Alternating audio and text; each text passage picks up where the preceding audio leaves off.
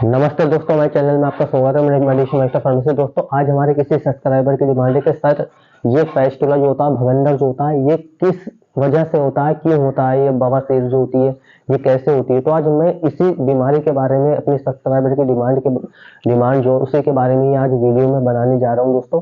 तो इसी तरीके की दवाइयों की मेन जानकारी हिंदी में पाने के लिए हमारे चैनल को लाइक और सब्सक्राइब और साथ ही बेल आइकन जरूर दबा दीजिए ताकि जो न्यू वीडियो डालें उसका नोटिफिकेशन आपको सबसे पहले मिल सके। तो चलिए दोस्तों, वीडियो शुरू कर लेते हैं। तो दोस्तों, आज जो हम बात कर रहे हैं, हमारे सब्सक्राइबर ने पूछा है कि सर ये फैस्टुला जो होता है, भगंदर जो होता है, ये कैसे होता है, किस वजह से होता है और इसका पता कैसे करें, क्या इसके टेस्ट होते हैं। तो ये मैं आज इसके बारे में आपको पूरी जानकारी दूंगा दोस्तों, तो आप वीडियो में बने रहिए। तो चलिए दोस्तों, मैं आपको बता देता हूँ। देखिए दोस्तों, ये जो भगंदर जो होता है, फैस्टुला होता है, इसको जो नाम दिए गए हैं, इसको दो तीन नाम दिए गए हैं। मैं अगर आपको बताऊं, अगर इंग्लिश में आप कहते हैं इसे नंबर एक तो फैस्टुला बोल देते हैं, और अगर हिंदी में कहेंगे तो आप भगंदर बोल देते हैं, और दोस्तों आम भाषा में आप बोलेंगे तो इसे नसूर भी बोल देते हैं।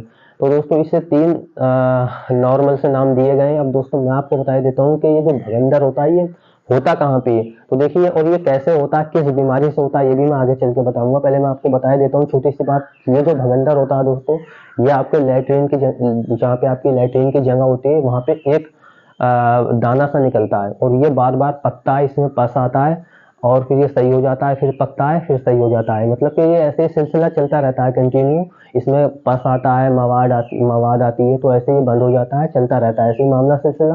तो ये एक इसमें जो भगंदर में जो होती है, एक नस होती है, नस से टाइप ये एक नस होती है। ये जहाँ पे आपका एरिया में, जहाँ पे जो रेक्टम होती है, उसके ऊपर जाके ये जहाँ पे आपका जो टॉयलेट होता है रेक्टम से ऊपर, ये वहाँ पे नस जाके जुड़ जाती है। तो देखिए, दो प्रकार का फैस्टुला होता है, मैं अभी आगे चल के बताऊंगा। तो उसमें से टॉयलेट भी बाहर आने लगता है, पस भी बाहर आती है।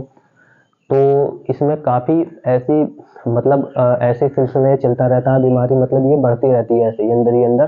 तो देखिए, अब मैं बता देता हूँ आपको ये फैलती कैसे, मतलब ये होती कैसे है।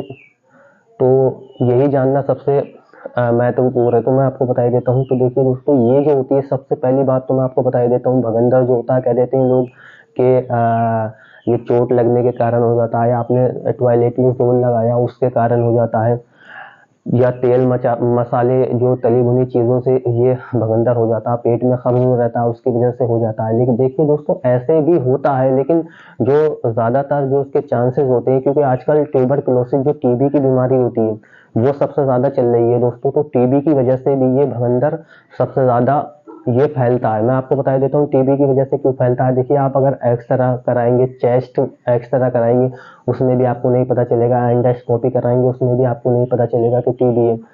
तो ये पता कैसे चलेगा दोस्तों, ये बहुत कठिन बात है कि इसका पता करना ही बहुत मुश्किल होता है। तो सबसे पहले आप किसी डॉक्टर के पास, बंगाली के पास तो खास करके ना जाएं, बंगाली डॉक्टर होते हैं कि उनके पास ना जाएं, किसी सर्जन डॉक्टर, अच्छे सर्जन के पास जाएं। पहले आप एक्सरे कराएं या आप एमआरआई कराएं, इसके बाद में इसका ऑपरेशन कराने की सोचें बिल्कुल भी, वरना अदरवाइज ना कराएं। देखिए, अगर आपको ट्यूबरकुलोसिस टीबी अगर आपकी जांच में आ गया दोस्तों, क्योंकि मैं बता देता हूँ, देखिए टीबी दो प्रकार का होता है। एक हमारे, मैं आम भाषा में आपको समझा रहा हूँ थोड़ा सा।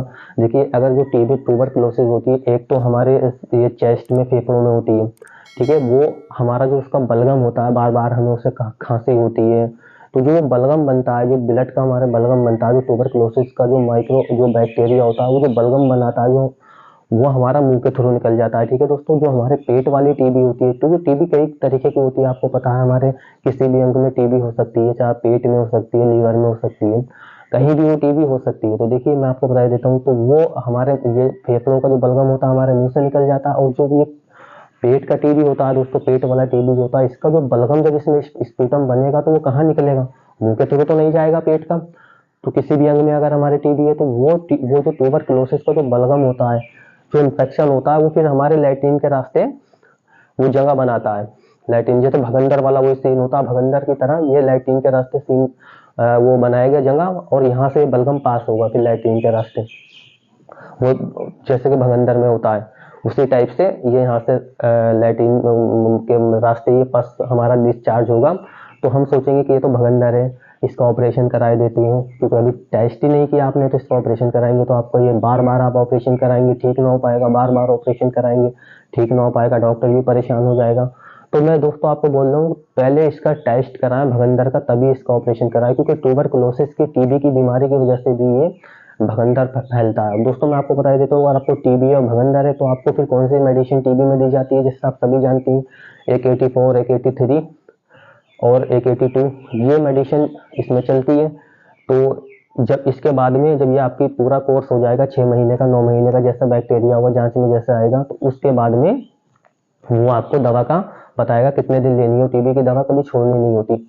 तो दोस्तों मेरा कहने का मतलब है कि ट्यूबरकुलोसिस की वजह से भी ये फैस्टुला होता है, 100% होता है। ज़्यादातर जो ये आजकल जो फैस्टुला होता है, बार बार ऑपरेशन कराते हैं लोग, नहीं सही हो पाता, होता ही नहीं वो ठीक। ट्यूबरकुलोसिस जब तक टीबी सही नहीं होगा तो फैस्टुला सही नहीं होगा।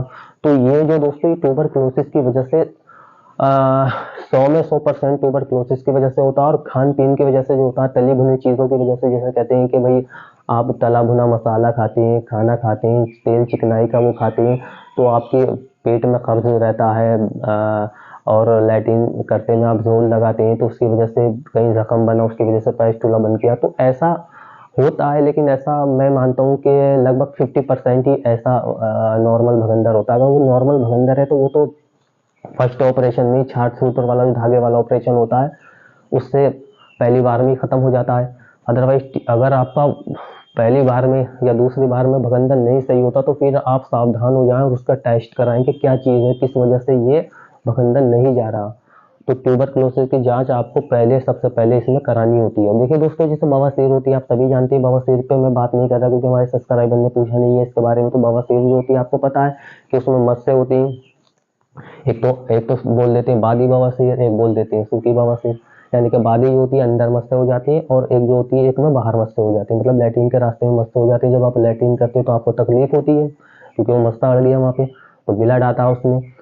तो वो तो बात अलग हो गई। एक फिशर होता है, अंदर कट लग जाती है छोटे छोटे। तो फिशर की भी बात नहीं कर रहे। अगर आगे किसी वीडियो में मैं इसके बारे में भी बात करूंगा, बताऊंगा आपको कि मतलब इसके बारे में, इसके क्या यूज है, क्या क्या आपको चेकअप इसमें कराने पड़ेंगे।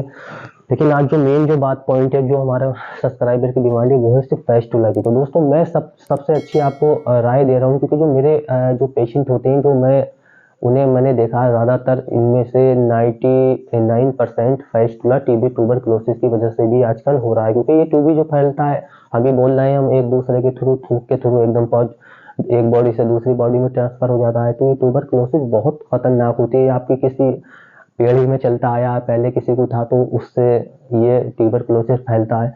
तो दोस्तों आपको ध्यान रहे कि टीबी की बीमारी बहुत खतरनाक बीमारी है, और इससे फैस्टुला होने के 100% चार्ज हैं। जो कि आप लैट्रिन करते हैं, आपके मस्त एक दाना निकलता है, पकता है बार बार, और महीने बाद में फिर सही हो जाएगा, फिर महीने बाद में पकेगा। तो वो इसके कंडीशन रहती है, धीरे धीरे ये बढ़ता रहता है, इसमें ज़्यादा पैसा आने लगेगा, लैट्रिन आने लगेगा। तो ये कुछ ऐसा इसके वो कंडीशन चलती रहेगी। और दोस्तों मैं आपको एक बात और कॉमन सी बता देता हूँ, अगर आपको ट्यूबरकुलोसिस का भगंदर है तो आपको कभी भी टॉयलेट नहीं आएगा उसमें। जो नस है, आपको जो दाना पकेगा, खुलेगा, उसमें बलगम आएगा, बिल्कुल सफ़ेद सा बलगम आएगा बस, और उसमें ब्लड आएगा थोड़ा थोड़ा। तो ये समझ लीजिए कि वो तो पक्का ही ट्यूबरकुलोसिस है, क्योंकि इसमें एक्सरे में आपको पता चल जाएगा, MRI में पता चल जाएगा, या एंडोस्कोपी में पता चल जाएगा दोस्तों। क्योंकि कभी कभी इन टेस्टों में भी नहीं पता चल पाता, क्योंकि वो टीबी का जो मैं बोल रहा हूँ बीमारी एकदम बहुत खतरनाक होती है। तो दोस्तों लोग समझ नहीं पाते, तो किसी अच्छे डॉक्टर को दिखाएं, जो टीबी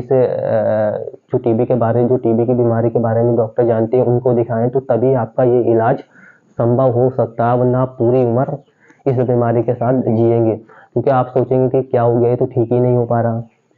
तो क्योंकि फैस्टुला वो ऐसे ठीक नहीं होगा, जब अंदर की जो जिस बीमारी की वजह से फैस्टुला बना है, जब तक हमें वही नहीं पता चलेगा तो ये ठीक कैसे होगा दोस्तों।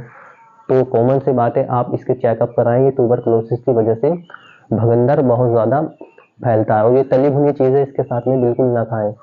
अब दोस्तों मैं आपको बता देता हूँ, तो इसमें जो कुछ मेडिसिन क्या करते हैं, डॉक्टर दे देते हैं, एंटीबायोटिक दे देते हैं कुछ, और कुछ दे देते हैं, एंटीबायोटिक टेबलेट दे देते हैं, उससे जो डिस्चार्ज होता है वो रोक देते हैं ना। ठीक हो गया, पेशेंट सोचता है ठीक हो गया, ये तो रुक गया, फिर वो कुछ दिन में कंडीशन वही चल जाती है दोस्तों, फिर वो डिस्चार्ज होने लगता है, क्योंकि एंटीबायोटिक लगी है तो रुकेगा, उसके बाद में फिर वही कंडीशन हो जाएगी। तो दोस्तों ये फैस्टुला के जो है, कभी भी आप इसका ऑपरेशन बंगाली डॉक्टर से ना कराएं, बिल्कुल भी, मैं आपको बोलता हूँ, और किसी अच्छे सर्जन को दिखाएं, शर्माएं नहीं, क्योंकि टॉयलेट की जगह पे होता है। तो अच्छे डॉक्टर को दिखाएंगे तभी आपका अच्छा इलाज मिलेगा। अब मैं दोस्तों आपको बता देता हूँ कि ये जो भगंदर है, अगर दोस्तों भगंदर के बारे में या फिशर फेस्टुला के बारे में अगर इसकी कुछ मेडिसिन आदि है दोस्तों, इनके बारे में अगर आपको जानना है तो आप हमें कमेंट बॉक्स में लिख के पूछ सकते हैं, क्योंकि हम अपने सब्सक्राइबर के डिमांड पे भी वीडियो बनाते हैं दोस्तों, और दवाइयों की जानकारी भी हम यहाँ पे अपने चैनल पे देते हैं। तो दोस्तों क्योंकि आज फेस्टुला के बारे में बोला था तो मैंने एक वीडियो बनाई, क्योंकि फेस्टुला ट्यूबरकुलोसिस की वजह से भी होता है, तली भुनी चीज़ों से खाते हैं, लेकिन 100 में 100% ज़्यादातर जो होता है वो फेस्टुला ट्यूबरकुलोसिस की वजह से होता है। इसका चेकअप कराने के बाद इसका ऑपरेट कराएं, किसी बंगाली के कहने में आप ना आए बिल्कुल भी। ये मैं आपको दोस्तों पहले बोल देता हूँ, पहले चेकअप उसके बाद में इसका ऑपरेशन। तो दोस्तों मैं आपको बता देता हूँ, अगर हमारे चैनल पे कोई भी आपको दवाई की जानकारी चाहिए तो आप हमें कमेंट बॉक्स में लिख के पूछ सकते हैं, क्योंकि हम आपको उसकी